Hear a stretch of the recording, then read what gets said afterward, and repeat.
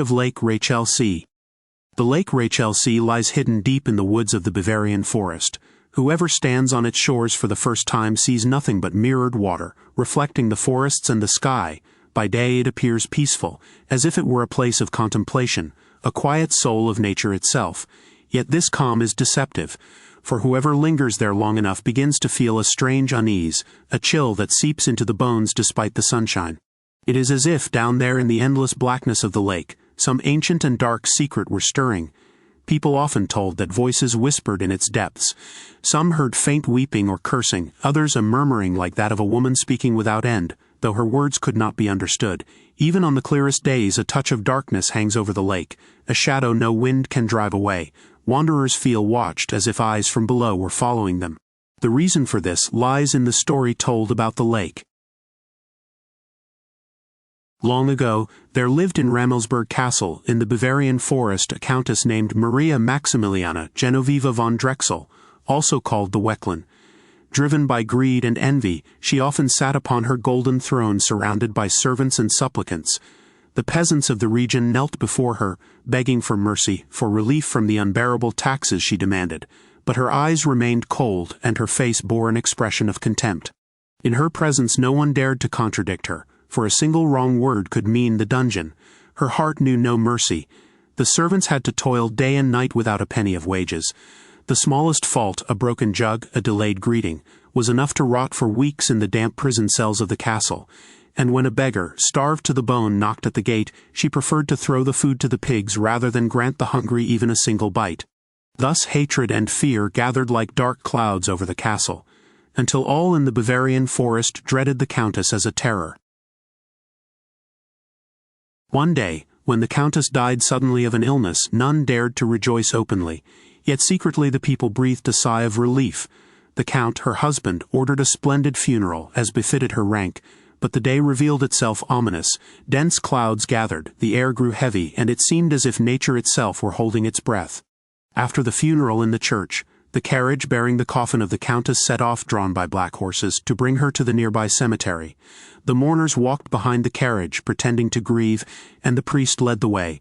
But suddenly, at a certain point, the horses would not take a single step further, no matter how the driver cracked his whip. They pawed, neighed, and reared, yet the wheels stood firm as if the coffin weighed tons. Then, all at once, a shrieking swarm of ravens descended from the sky.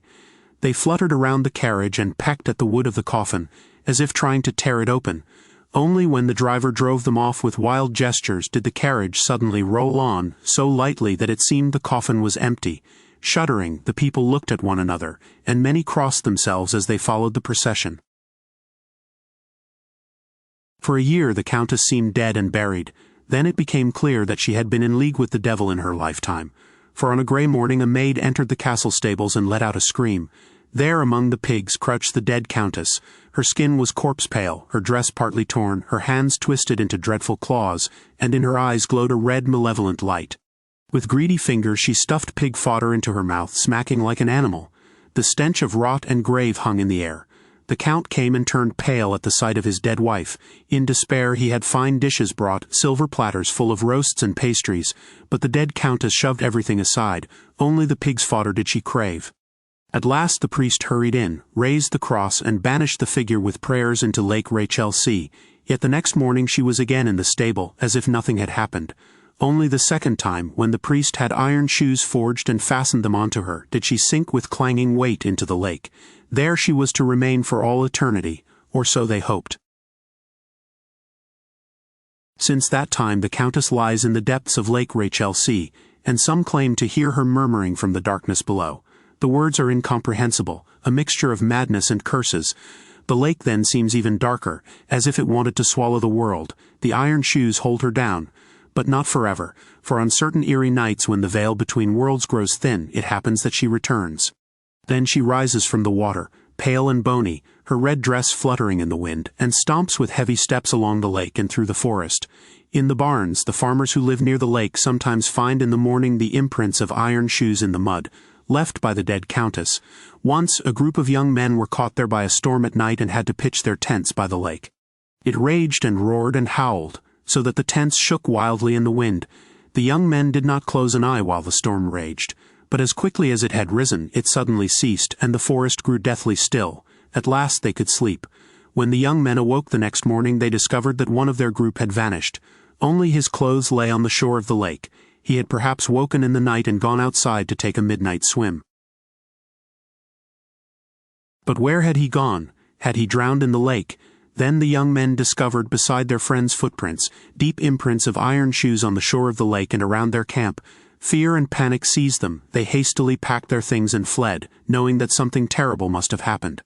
Of course, the missing man was searched for, long and thoroughly, but he was never found. And whenever such things happen at the lake, the people know well. The witch of Lake Rachelsee has returned, and she still roams the earth.